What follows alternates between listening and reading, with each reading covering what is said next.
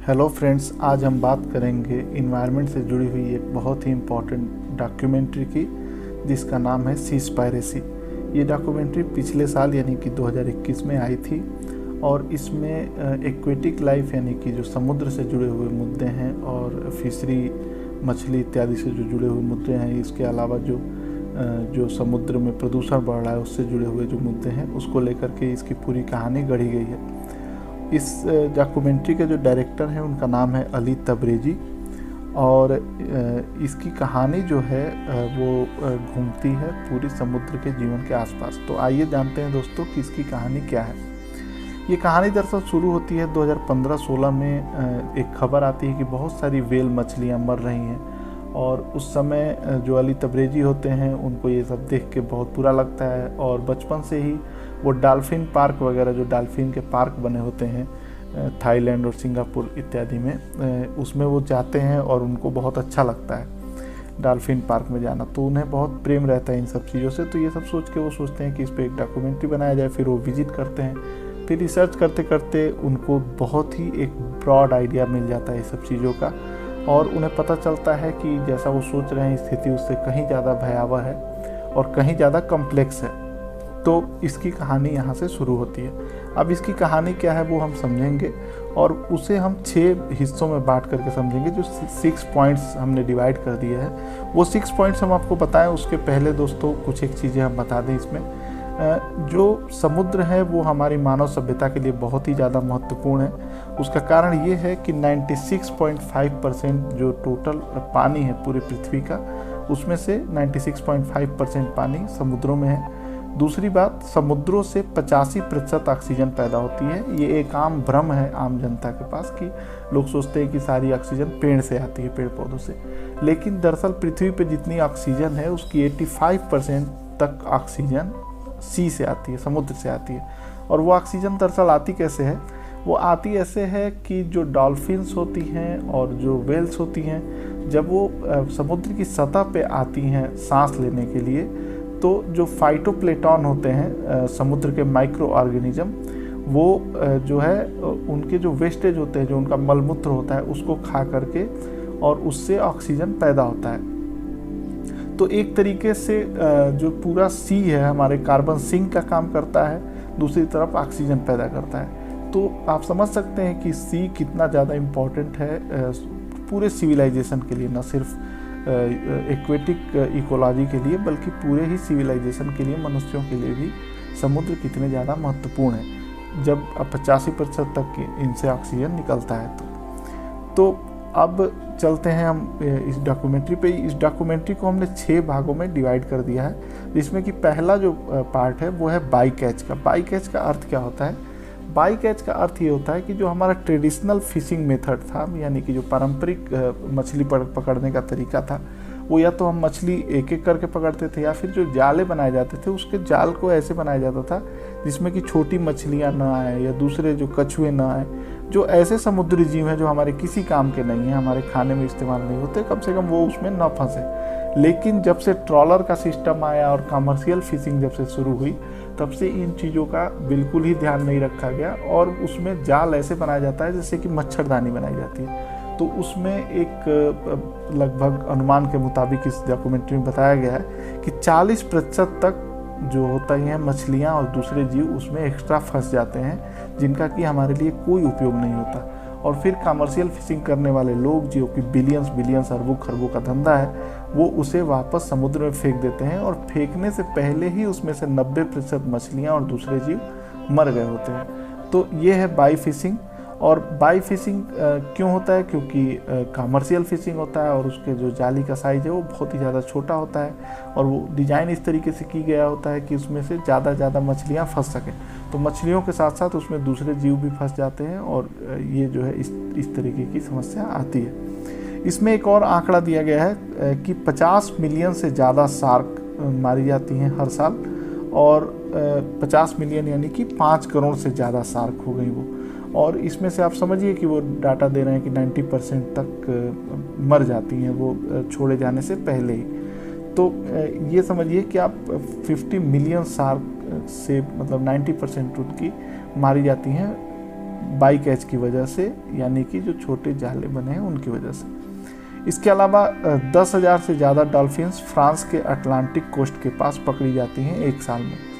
तो ये भयावह आंकड़े हैं, इससे आप समझ सकते हैं कि कितनी बड़ी ये चीज़ है। अब इसमें बढ़ते हैं दूसरे पॉइंट पे जो कि इसमें दिखाया गया है डॉक्यूमेंट्री में। दूसरा है सस्टेनेबल फिश सर्टिफिकेशन। ये क्या होता है कि एक ये सर्टिफिकेशन है, जैसे कि ऑर्गेनिक में होता है कि ये खाना ऑर्गेनिक है या चावल ऑर्गेनिक है, वैसे फिश में होता है कि इस फिश को, मछली को सस्टेनेबल तरीके से पकड़ा गया है। इसमें बाई कैच का इस्तेमाल नहीं किया गया है या स्लेवरी का इस्तेमाल नहीं किया गया, मछली को पकड़ने में अनएथिकल मीन्स का इस्तेमाल नहीं किया गया। इसकी वजह से एक्वेटिक लाइफ को कोई नुकसान नहीं पहुंचाया गया।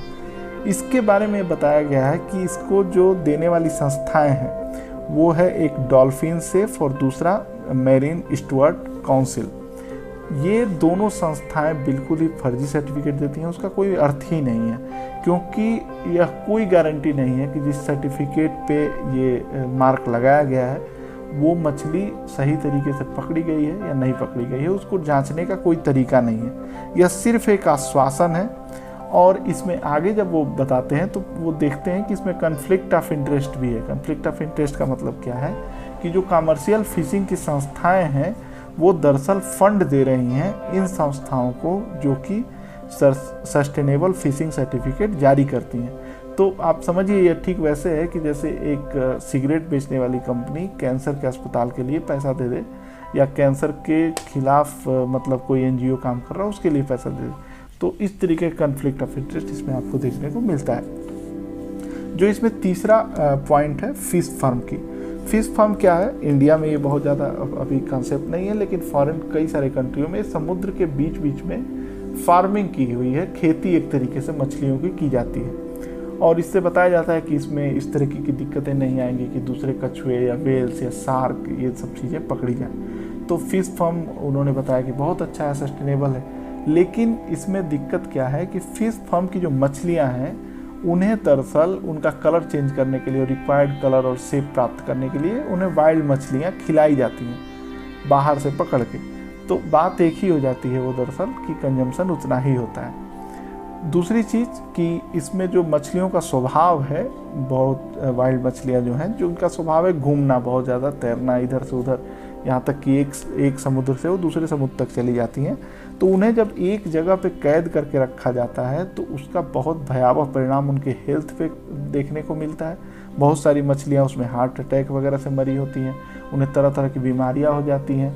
इसके अलावा वहाँ पे दूसरे तरीके के कई तरीके के प्रदूषण पैदा हो जाते हैं और वो मछलियाँ जो लोग खाते हैं उनमें भी कई तरीके की समस्याएं देखी जा सकती हैं। तो ये जो फिश फार्म का कंसेप्ट है ये पूरी तरीके से सस्टेनेबल नहीं है और इसमें बहुत सारी चीज़ें छुपाई गई हैं।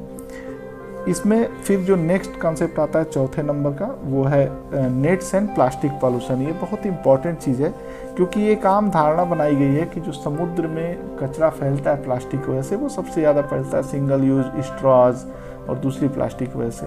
लेकिन स्ट्रॉज जो है वो समुद्र के 0.03% टोटल प्लास्टिक जो कचरा है उसके लिए सिर्फ जिम्मेदार है, यानी कि 0.03% मतलब 1% से भी कम। दूसरी तरफ जो फिशिंग नेट होती है, यानी कि जो ये मछली पकड़ने वाली जो जाली होती है, ये ग्रेट पैसिफिक गार्बेज कलेक्शन जो है उसमें 46% इसका टोटल वेस्टेज है। यानी कि आप समझिए कि 100% में से 46% सिर्फ और सिर्फ फिशिंग नेट के जो पॉल्यूटेंट है वो पाए गए हैं। और इसमें फिशिंग नेट की दिक्कत ये भी होती है कि इसका डिज़ाइन ही ऐसे किया जाता है कि मारा जाए, इससे मछलियों को मारने के लिए ये बनाया ही गया होता है। तो इसमें दूसरे कछुए या दूसरे जीव भी बहुत सारे मारे जाते हैं, आप वो वीडियो में बहुत सारे आपने देखा भी होगा। तो इसमें एक बहुत अच्छा ये एग्जांपल देते हैं कि जैसे एक छोटा सा जो बांस का वो होता है जिससे फल वगैरह खाया जाता है, सीक टाइप का, तो वो कहते हैं कि ये ठीक वैसे ही है कि आप कहो कि फॉरेस्ट के खात्मे के लिए ये सीके जिम्मेदार हैं। तो दरअसल ये लगभग अगर 45% 50% तक सिर्फ और सिर्फ नेट से हो रहा है। तो यानी कि जो दूसरी चीज़ें हैं उनके साथ साथ सबसे ज़रूरी चीज़ ये है कि इसके कंजम्पशन को कम किया जाए, जो फिशिंग नेट है उसका कोई अल्टरनेटिव ढूंढा जाए। फिर जो नेक्स्ट पॉइंट इसमें आता है वो है स्लेव लेबर का। और ये बहुत इम्पॉर्टेंट पॉइंट है क्योंकि आमतौर पे दिखता नहीं है बाहर से। इसमें बहुत बड़े पैमाने पर इस पूरे इंडस्ट्री में, कमर्शियल फिशिंग में स्लेवरी इन्वॉल्व है। और स्लेवरी जो मोस्टली इन्वॉल्व है वो एशियन कंट्रीज में है। थाईलैंड के अरबों डॉलर के सी फूड इंडस्ट्री में इसका बहुत ज़्यादा प्रभाव है। और वहाँ पे जो झींगा या फिर श्रिंग पकड़ी जाती है थाईलैंड में, उसके लिए वहाँ पे लोगों को गुलाम रखा जाता है कैद करके, और उन्हें बाहर नहीं जाने दिया जाता। उनके कुछ मानवाधिकार नहीं होते हैं, यहाँ तक कि उन्हें जान से मारने इत्यादि की भी कई बार धमकियाँ मिलती रहती हैं। तो इस तरीके की स्लेवरी इसमें इन्वॉल्व है। और इसमें जो लास्ट पॉइंट है जो कि इसमें इन्होंने समाधान के रूप में बताया है, वो समाधान है जो है रिड्यूसिंग फिश कंजम्पशन। इसमें ये गांधीयन तरीका अंत में अपनाते हैं और ये बताते हैं कि 2.7 ट्रिलियन प्रति साल मछलियाँ खाने में इस्तेमाल हो जाती हैं। 2.7 ट्रिलियन यानी कि हर मिनट में 5 मिलियन मछली मारी जाती है।